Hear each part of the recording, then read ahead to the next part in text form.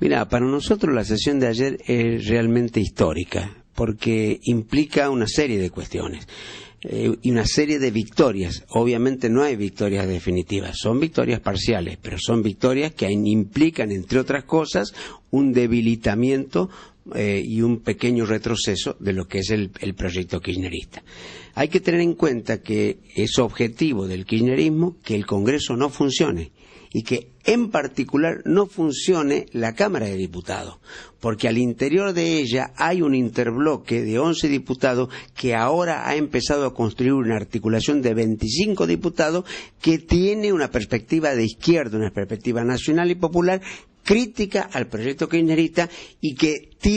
echa por tierra la idea de que a la izquierda del kirchnerismo solamente estaba la pared. Entonces, no es solamente que no quiere que funcione el Congreso, en particular no quiere que funcione la Cámara de Diputados. Y vinieron con esa estrategia. Y en este caso, la línea de acción, ¿cuál fue primero?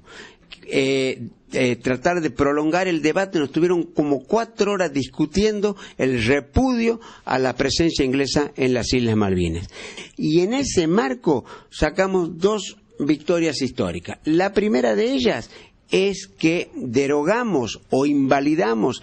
la promulgación de la ley de partidos políticos que tenía adentro el veto de 2 artículos, y en esos 2 artículos se decía que esta ley, que es de proscripción, que es de salvaje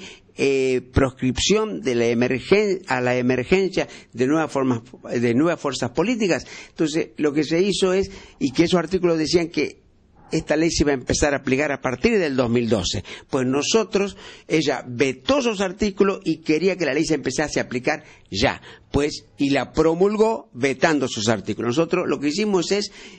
derogar ese veto, derogar esa promulgación, y entonces la ley vuelve a quedar como estaba antes, aunque seguramente tendrá que pasar por la Cámara de Senadores. Pero ahí obtuvimos un paso importante. Y la segunda cuestión es que logramos la derogación del decreto de necesidad de urgencia que habilitaba el uso de las reservas del Banco Central. Pero eso todavía es poco, sí, como se dice en el tren, siempre hay un poco más, y que para nosotros fue importante el hecho de que Pino Solanas pudo exponer en una exposición bastante clara, bastante precisa, con bastante profundidad, el planteo nuestro sobre la deuda externa,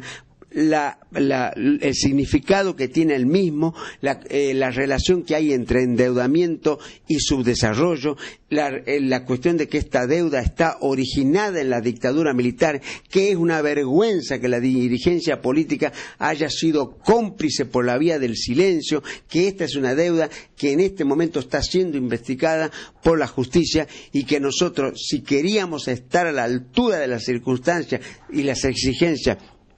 de hoy de nuestro país, necesariamente teníamos que avanzar por una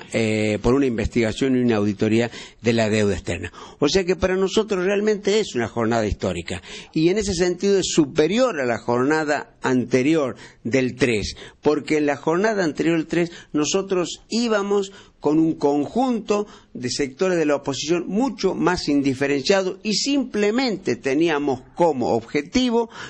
lograr que funcione el Congreso y que funcionen las comisiones. En este caso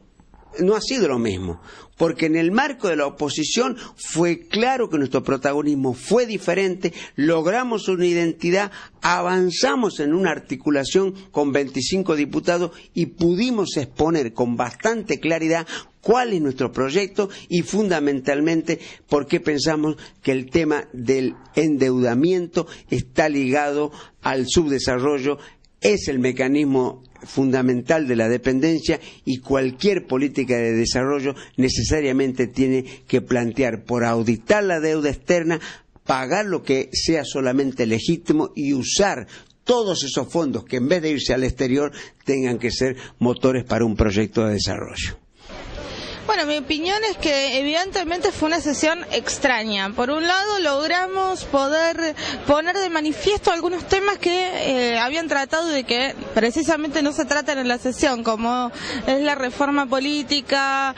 como fue el tema de haber podido anular el DNU, que le dio nacimiento, origen al nefasto Fondo del Bicentenario, y la verdad es que en ese punto pudimos mostrar que una mayoría importante en el Congreso estábamos en contra de eso. Lamentablemente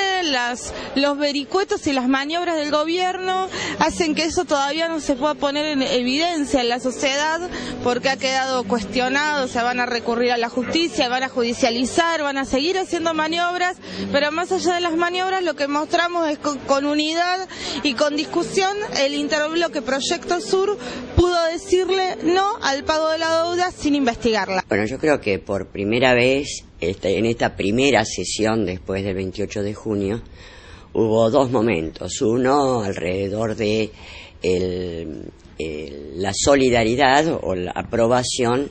de manera tal de hacer un espíritu de cuerpo frente a esta prepotencia de las Malvinas de Inglaterra, que con sus exploraciones en el mar territorial argentino desde las Malvinas. Después hubo dos temas fundamentales. Uno fue el intento de bajar el veto a los dos artículos de la Ley de Reforma Política, que en vez de hacer que los postulados, los requisitos planteados por la Ley de Reforma Política comiencen a regir después de las elecciones del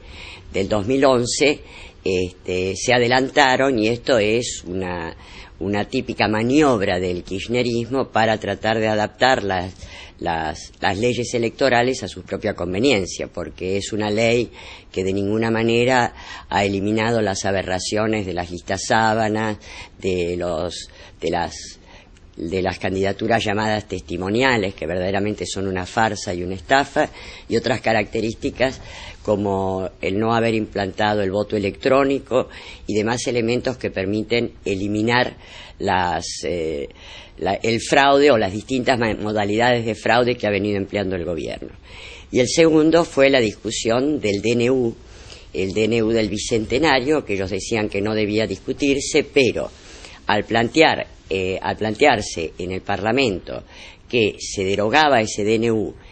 o que no se aceptaba ese DNU y ninguna otra decisión similar, tenía carácter, a nuestro modo de ver, un carácter que volteaba los dos DNU que a su vez había planteado la presidenta. Creo que lo más importante fue que en el marco de la discusión del DNU se planteó por primera vez, muy fuertemente, lo planteó Solanas, el tema de la deuda, diciendo acá el problema no es tanto el DNU o la utilización o no de las reservas, como una deuda que de alguna manera continúa desangrando al país. Y ahí hizo referencia, y me parece que esto hay que reforzarlo muchas veces, al hecho de que en el gobierno Kirchner se han pagado $40.000 millones de intereses de la deuda y de política de desendeudamiento. Hay que tener en cuenta que el terremoto y el tsunami de Chile causaron daños por aproximadamente $30.000 millones. Si esto lo ponemos en el significado del desangramiento de recursos de la Argentina, quiere decir que Argentina sufre cada 2-3 años un tsunami y un terremoto equivalentes al de Chile en términos de destrucción de recursos nacionales, pero con el agravante de que ese tsunami argentino, silencioso y artero, produce más muertes por desnutrición, por hambre, por enfermedades curables y otras secuelas vinculadas con la pobreza y la indigencia que los muertos producidos por el terremoto de Chile. Y por eso nos parece que fue muy importante y muy impactante sentar la necesidad de una investigación de la deuda externa fraudulenta, que de alguna manera se vio que tuvo ese impacto en que al día siguiente Diana Conti, en el programa de Nelson Castro, dijo o aceptó que habría que considerar la posibilidad de hacer una auditoría de la deuda, según plantea Solanas y su grupo, y esto me parece que da cuenta del impacto que generó nuestra presencia en esa primera sesión parlamentaria.